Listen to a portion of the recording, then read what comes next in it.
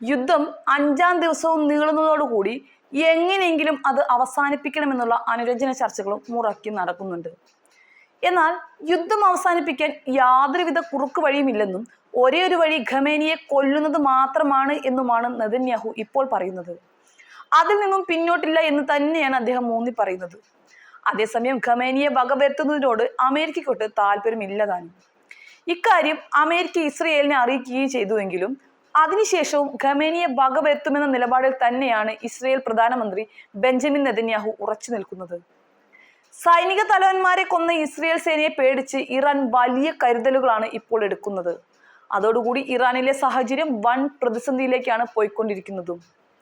സമ്പൂർണ്ണ യുദ്ധത്തിലേക്കെന്ന സൂചനകളുമായി Iran Israel സംഘർഷം ശക്തമാവുകയാണ്. ഇറാന്റെ ഔദ്യോഗിക ടെലിവിഷൻ ചാനലിന് നേരെ ആക്രമണം നടത്തിയതിന് പിന്നാലെ ടെഹ്റാനിൽ അതിരൂക്ഷ വ്യോമാക്രമണവുമായി ഇസ്രയേൽ വ്യക്തമായ സന്ദേശം നൽകുകയാണ്. ഒരു സൈനിക താവളത്തിൽ ഉൾപ്പെടെ ആക്രമണം നടത്തിയതായി വാർത്താ ഏജൻസികൾ റിപ്പോർട്ട് ചെയ്യുന്നുണ്ട്. ഇറാന്റെ യുദ്ധവിമാനങ്ങൾ മിസൈൽ ഉപയോഗിച്ച് തകർത്തെന്നും പടിഞ്ഞാറൻ ഇറാനിലെ മിസൈൽ സംഭരണ കേന്ദ്രം തകർത്തെന്നും ഇസ്രയേൽ അവകാശപ്പെടുകയുണ്ടായി. അതേസമയം തങ്ങളും ഒട്ടും വിട്ടുകൊടുക്കില്ല എന്നും ഇസ്രയേലിന് നേരെ ശക്തമായി തിരിച്ചടിക്കുമെന്ന് ഇറാനും പ്രഖ്യാപിക്കുകയുണ്ടായി. ഇസ്രയേലിന് നേരെ മിസൈലുകളും ഡ്രോണുകളും വിക്ഷേപിച്ചതായി ഇറാൻ അവകാശപ്പെടുന്നുണ്ട്. ഇറാൻ ടെൽ അവീവ് ആക്രമിക്കുമെന്ന് മുന്നറിയിപ്പ് നൽകിയ സാഹചര്യത്തിൽ ഇസ്രയേൽ ജനങ്ങൾക്ക് ജാഗ്രതാ നിർദ്ദേശം നൽകുകയുണ്ടായി.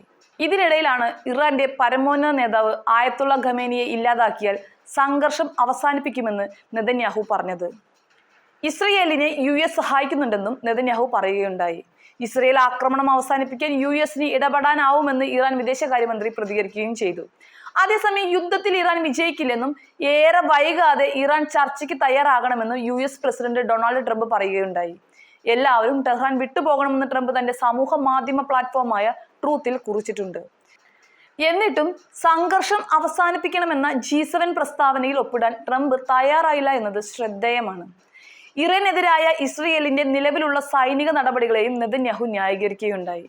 അവ സംഘർഷം വർദ്ധിപ്പിക്കാതെ അവസാനിപ്പിക്കാനാണ് ലക്ഷ്യമിടുന്നത് എന്നാണ് നെതന്യാഹു പറയുന്നത്. ഇറാന്റെ പരമോന്നത നേതാവ് ഖമേനിയെ വധിക്കാൻ ഇസ്രയേൽ തീരുമാനിച്ചെങ്കിലും അമേരിക്ക അത് തടയുകയായിരുന്നുവെന്നുള്ള റിപ്പോർട്ടുകൾ ഇന്നലെ പുറത്തു വന്നിരുന്നു.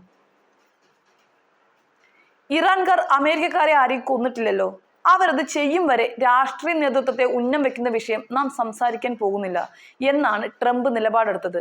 ഇത് പുറത്തു വന്നത് 2 US ഉദ്യോഗസ്ഥരെ ഉദ്ധരിച്ച് വാർത്താ ഏജൻസിയായ റോയിട്ടേഴ്സ് റിപ്പോർട്ട് ചെയ്തിട്ടാണ്. എന്നാൽ ഇത് നെതന്യാഹു നിഷേധിക്കുകയാണ് ചെയ്തത്. ഇതേക്കുറിച്ച് ചോദിച്ചപ്പോൾ നെതന്യാഹു ഇതുവരെയും ഇത് നിഷേധിച്ചിട്ടില്ല എന്ന് വേണം പറയാൻ.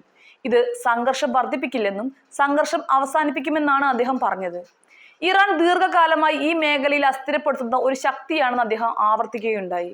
മിഡിൽ ഈസ്റ്റിലെ എല്ലാവരെയും ഭയപ്പെടുത്തുന്നതും സൗദി അറേബ്യയിലെ അരാംകോ എണ്ണപ്പാടങ്ങളിൽ ബോംബിടുകയും എല്ലായിടത്തും ഭീകരതയും അട്ടിമറികളും വർദ്ധിപ്പിക്കുകയും ചെയ്യുന്ന ഈ ഭരണകൂടം 1/2 നൂറ്റാണ്ടുകാലം സംഘർഷം വ്യാപിപ്പിച്ചു എന്നും നെതന്യാഹു പറയുന്നുണ്ട്. നാഥനില്ലാ കളരിയായ ഇറാൻ ഇപ്പോൾ കൂടുതൽ പ്രതിസന്ധിയിലായതുകൊണ്ട് തന്നെ യുദ്ധം അവസാനിപ്പിക്കാനുള്ള ശ്രമങ്ങൾ ഇറാന്റെ ഭാഗത്തു നിന്നും തന്നെ ഉണ്ടാവാനാണ് സാധ്യത കൂടുതൽ. കാരണം പ്രധാന സൈനിക തലവന്മാർ വരെ കൊല്ലപ്പെട്ട ഈ ഘട്ടത്തിൽ ഇനിയൊരു തിരിച്ചറിവ് ഇറാന് അസാധ്യമായേക്കാം. അതേസമയം ഖമേനിയെ കൊല്ലാതെ യുദ്ധം അവസാനിപ്പിക്കില്ല എന്ന നെതന്യാഹുവിന്റെ നിലപാട് ലോകരാജ്യങ്ങളിൽ തന്നെ വല്ലാത്ത ആശങ്ക ഉണ്ടാക്കിയിട്ടുമുണ്ട്. ഈ ചക്രവ്യൂഹത്തിൽ നിന്നും ഇറാൻ എങ്ങനെ പുറത്തു കടക്കുമെന്ന് നമുക്ക് കാത്തിരുന്നു കാണാം.